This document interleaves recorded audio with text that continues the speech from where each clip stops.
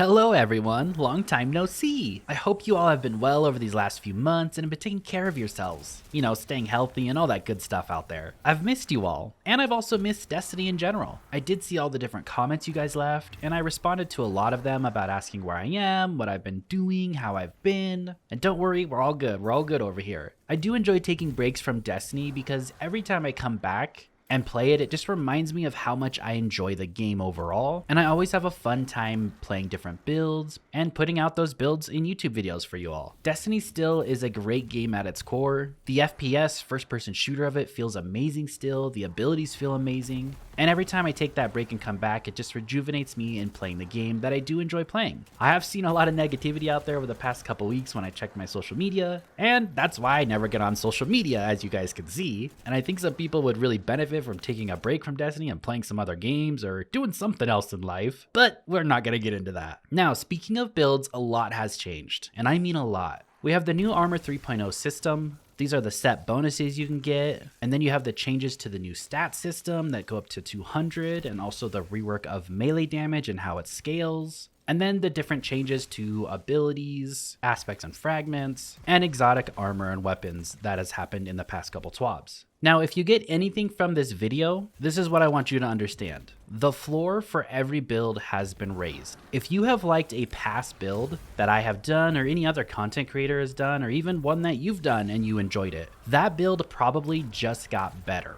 And then the ceiling of builds have been lowered a bit. So for example, a Prismatic Titan that could just one-shot every champion in the game and just survive through everything has been lowered a bit, right? But that's overall healthy for the game, I think, and it's going to be really fun with builds moving forward. So again, if any past build you've really enjoyed, that build got better. So let's take a Skip Grenade Hunter, for example, on Arc. Well, it's going to be a lot better. And here's why. Under this new stat system, which I just want to go over for a second with you and put it into the simplest terms that I possibly can. So you have 0 to 100 at its core, which is kind of like the old system, right? But 0 to 100 does something extra in every stat. So let's take the grenade stat for example. Well, it reduces your grenade ability cooldown, which it did under the old system, but it also increases the amount of grenade energy from all sources. That's new for the stat, right? And that plays the same with like melee, right? Increases the amount of melee energy from all sources. Or your super stat, increase the amount of super energy from all sources. So it does different things for the different stats, and all you just do is hover over them and you'll see exactly what it does and the benefit that you're getting from it. So for example, on this Titan, my grenade stat is only 37. So my cooldown is pretty dang low, 218,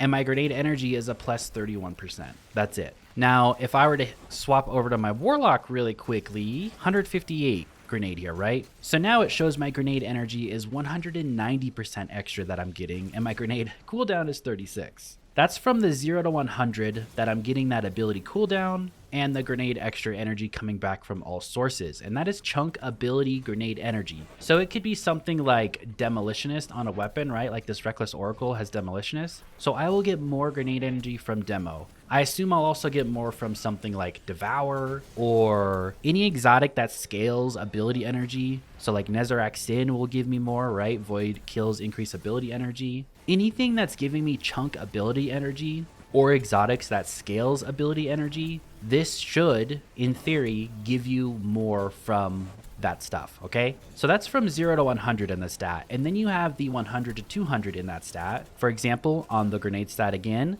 it increases the damage done by your grenades. So for example, on 158, I'm hitting 37.4% harder with my grenade. That's a big deal when it comes to grenades in general. The melee stat goes up to 30%, I believe, on extra damage. So again, pretty good for melee builds, especially the way melee scale. And then the super stat gives you 45% extra super damage. Weapons give you increased weapon damage against bosses and extra ammo bricks popping out. So there's just a lot of different things we can do now with builds. And just for an example, when it comes to the grenade builds in Destiny or the melee builds, if your grenade is hitting 65% harder and you have plus 190% increased grenade energy coming back to you, that's crazy. So I'm sure in some of the gameplay that I've already been showing in the background, I was cycling through some different builds, just testing some stuff in the shooting range in the tower. And as you can see on the Controverse one, I believe, I just threw back-to-back Controverse hold grenades walking down the way with these enemies. Same with the Axion bolts, because there was an Axion bolt build I did like 2 years ago that I really enjoyed, so I wanted to see. And again, it's pretty much back. Those Axion bolts are hitting 65% harder when I'm going to build into that grenade stat at 200.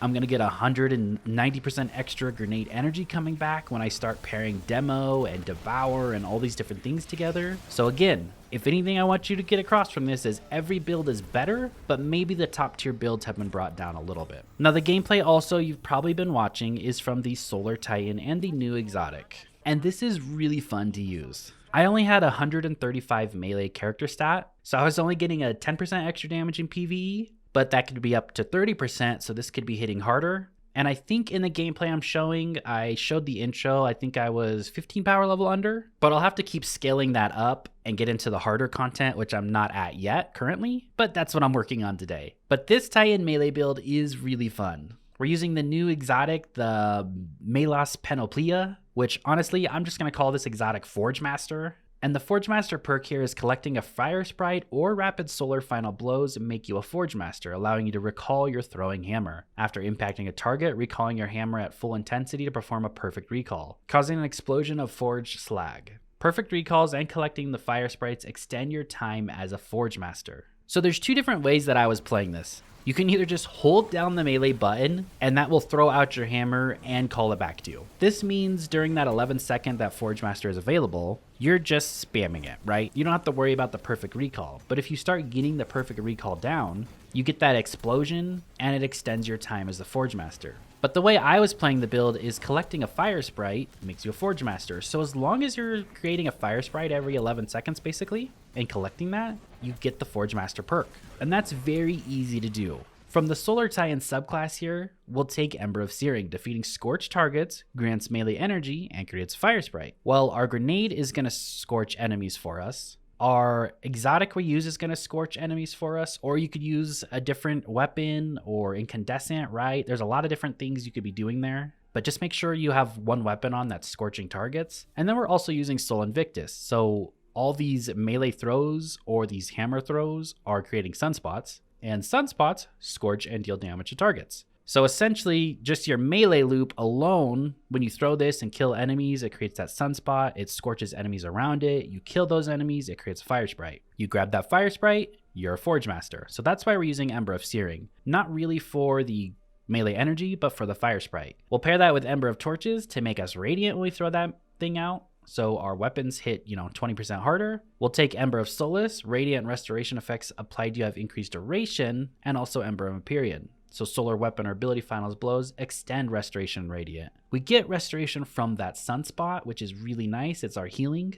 and it makes things a lot easier for us. And then you could drop Ember of Solace if you wanted. I was playing solo, right? I would probably slide in Ember of Benevolence, because you're going to be applying Radiant to your entire fire team all the time. So this would be up all the time, and that would just regen our grenade back really quickly for us, which would be nice. Just to make sure you always have a grenade to start your train out if you want to just throw your grenade to scorch a target, kill it, grab the Fire Sprite to become the Forge Master. And then we're also using Roaring Flames. Final blows with solar abilities or ignitions increase the damage of your solar abilities and the stacks 3 times. This got a huge buff with Throwing Hammer, but I'd have to check the patch notes again. But essentially just know that Roaring Flames is way, way stronger. And that pairs well with Hammer of Soul, because Roaring Flames adds damage to your Hammer of Soul. Your Hammer of Soul is also creating sunspots, and it's scorching targets and killing enemies. So really great overall, right? But essentially, this is just the first build of a lot that I wanted to go over. I'm going to set up a certain way that I want to go through builds. Probably, see, a lot of you aren't going to have the... I don't know. Let me know in the comments how you guys would want me to actually go over the builds, right? Like, is stats the first? Probably stats might be the first thing we want to cover. And I would be like, try to hit this and this stat and do this because it does X and X thing. And then if you could get the bonus to the new armors, right? The 2-set bonus or the 4-set bonus, that would probably enhance the build. But so far of what I've seen on the bonuses, they're not anything like mind-blowing. But of course, we haven't seen some other stuff like maybe the raid set bonuses or trial set bonuses. So I'm not sure how those set bonuses will play into every build, but I think you would be okay without set bonuses, honestly. And then exotic weapon and subclass breakdown as usual. But yeah, anyways, that's just my thoughts. I did play the campaign, by the way, and the first half of the campaign, I was like, It's okay. The second half of the campaign was way better. Like, I'm just saying, I know this might be a little spoiler, but I did actually enjoy being the Matter Sparkball towards the end and going through those huge jumpy portals that you create, right? That shoot your Matter Spark out into the air. And then you have to hit the super button while you're out there to break shields on enemies. I thought that was actually pretty cool, but that's just me personally. Thank you guys so much for watching. I really appreciate it. And we'll get into breaking down all these builds. I'll probably have a final Thor build in the end for this exotic, but I just wanted to get this out and get my thoughts out on the new stuff. And I actually am excited for all this new stuff. Thank you so much for watching. I really appreciate it. And I'll see you guys all in the next video. Have a great rest of your day.